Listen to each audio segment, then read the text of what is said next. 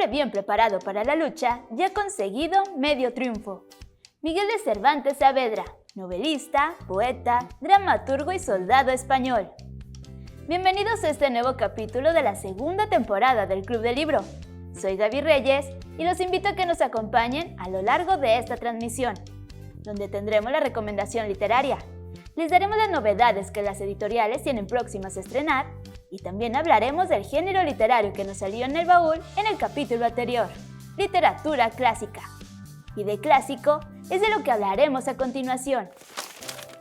La literatura clásica se define como el conjunto de obras que han sido leídos y releídos y citados por lectores y críticos de todos los tiempos, dejando una profunda marca en la cultura universal. El escritor y poeta Jorge Luis Borges lo define como clásico es aquel libro que una nación o un grupo de naciones ha decidido leer, como si en sus páginas todo esto fuera deliberado, fatal, profundo, como el cosmos y capaz de interpretaciones sin término. Existen obras tan clásicas que todos conocen sin haberlos leído. Estos libros abordan temas como el amor, la muerte, la justicia, la moralidad, la condición humana, el destino, la guerra y el poder de los dioses. Temas que siguen siendo relevantes hoy en día. Además, estos libros te permiten ver cómo estos temas se han abordado en diferentes culturas y épocas, enriqueciendo tu comprensión del mundo y de la humanidad. Por tal motivo, encontramos diferentes géneros que tienen origen y representación en esta literatura, como son la épica, la lírica, la tragedia, la comedia, la fábula, la novela, la filosofía, la historia y la oratoria. A continuación, mencionaré algunas de las obras más importantes. Estos son los títulos que han marcado libros posteriores y que forman parte del canon clásico. Para mencionar esta lista consideramos diferentes culturas e idiomas para que sea más diversa. Moby Dick, de Herman Melville, 1851. Cumbres borrascosas, de Emily Brontë, 1847.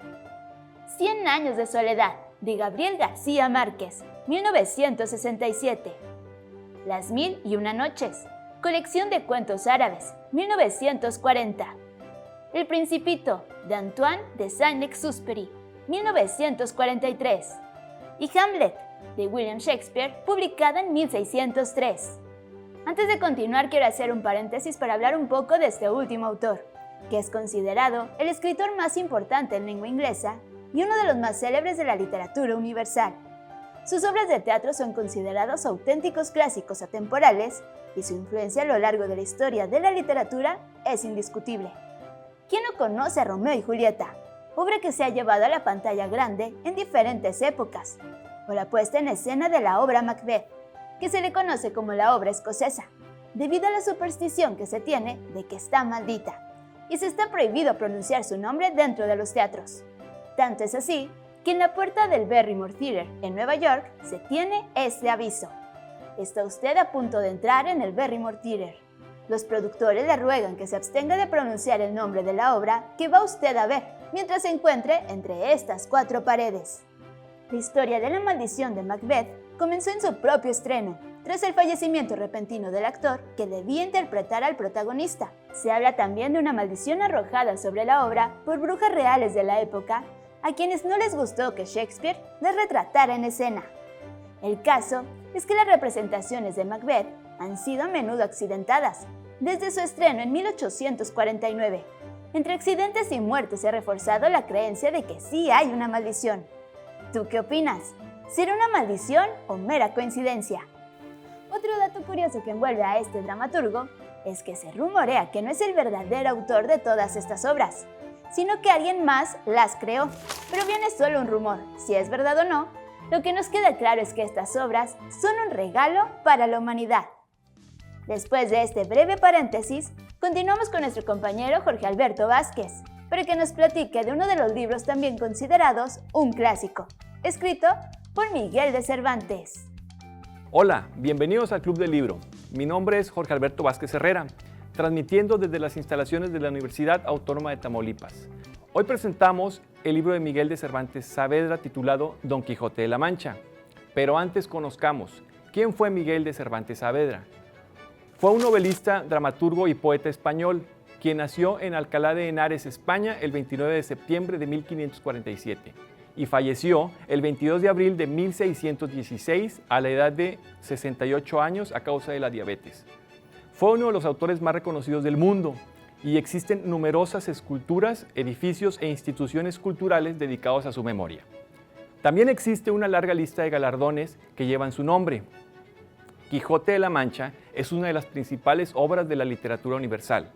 La primera parte fue publicada en 1605 y la segunda en 1615, un año antes de su fallecimiento. Es el segundo texto más leído de la historia, solo por detrás de la Biblia, y se considera el mejor trabajo jamás escrito. Los principales protagonistas de esta novela son Don Quijote, Sancho Panza, Dulcinea del Toboso, que en realidad se llama Aldonza Lorenzo, y su caballo Rocinante, además de Antonia Quijana, que es su sobrina, la ama de la hacienda de Don Quijote, el cura Pedro Pérez, el barbero Maese Nicolás y el bachiller Sansón Carrasco, entre otros muchos. Ahora les daremos una pequeña sinopsis del libro de Don Quijote. Este libro es un clásico y una joya literaria. Alonso Quijano, que es el nombre real de Don Quijote, era un hidalgo que rondaba los 50 años. Tenía el gusto por leer libros de caballerías con tanta afición y gusto que de poco dormir y mucho leer perdió el contacto con la realidad y se consideró como los héroes de las historias leídas. Es así que se convirtió en un caballero andante en busca de aventuras, un hombre que solo buscaba la justicia entre sus semejantes a costa de cualquier barbaridad, imaginándose una batalla donde no la había o un ejército en donde solo había un rebaño. El nombre de Don Quijote se lo apropia después de meditarlo por espacio de 8 días. Es importante mencionar que fuera de su locura, él busca la protección del desamparado y del oprimido, prestando ayuda a quien más la necesita. Cito una parte del libro. La ingratitud es hija de la soberbia y uno de los mayores pecados que se sabe, y la persona que es agradecida a los que bien le han hecho, da indicio que también lo será a Dios, que tantos bienes le hizo y de continuo le hace. Esta historia engloba muchas aventuras que vive el caballero andante, como su primera batalla, cuando observa unos molinos de viento y considera que son gigantes, arremetiendo contra ellos sin ninguna consideración, siempre acompañada de su fiel escudero, Sancho Panza. Cito otra parte del libro. Mira, Sancho, dijo Don Quijote, donde quiera que está la virtud, en eminente grado es perseguida. Pocos o ninguno de los famosos varones que pasaron dejó de ser calumniado de la malicia. Valiente, honorable, temeroso de Dios, noble, justo, tenaz y muy terco, son cualidades que caracterizan al valeroso Don Quijote de la Mancha. Esta magnífica obra ha sido adaptada en un sinfín de óperas, conciertos, ballets, sinfónicas y en una extensa lista de series y películas. Si eres fan de los libros clásicos, este es un imperdible en tu biblioteca. Hasta aquí la recomendación del día de hoy. Nos vemos la próxima semana con una nueva recomendación.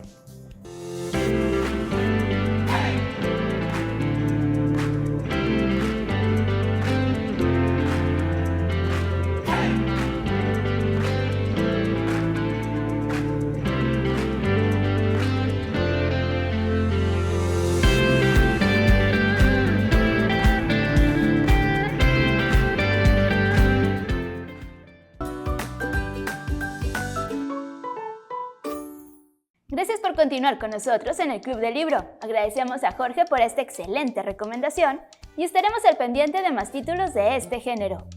Como datos curiosos, el Quijote contiene unas 381,000 palabras, un número que varía si hablamos de castellano antiguo o de su versión actualizada. De todas ellas, casi 23,000 son términos diferentes, es decir, no repetidos. Gracias al léxico y vocabulario usado en el Quijote, muchos teóricos la señalan por haber mejorado el castellano. Además señalan el Quijote como el paso al español moderno.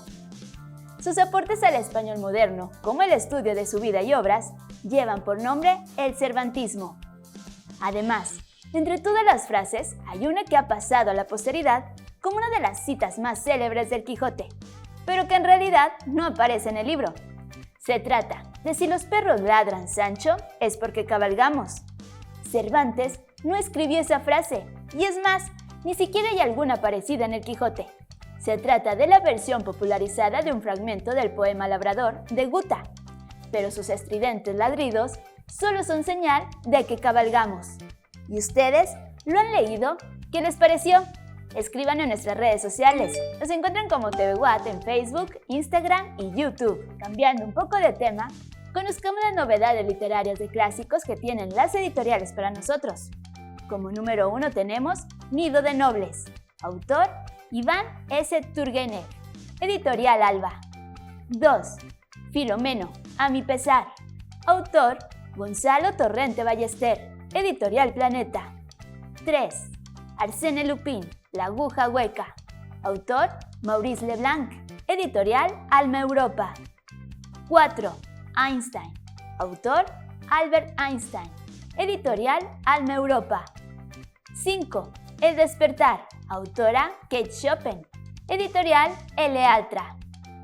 Así que si son aficionados de este género literario y quieren aumentar sus lecturas, agréguenlos a sus listas de deseos, carritos de compra o círculos de lectura, para hacerse de ellos, y no olviden comentarnos sus impresiones.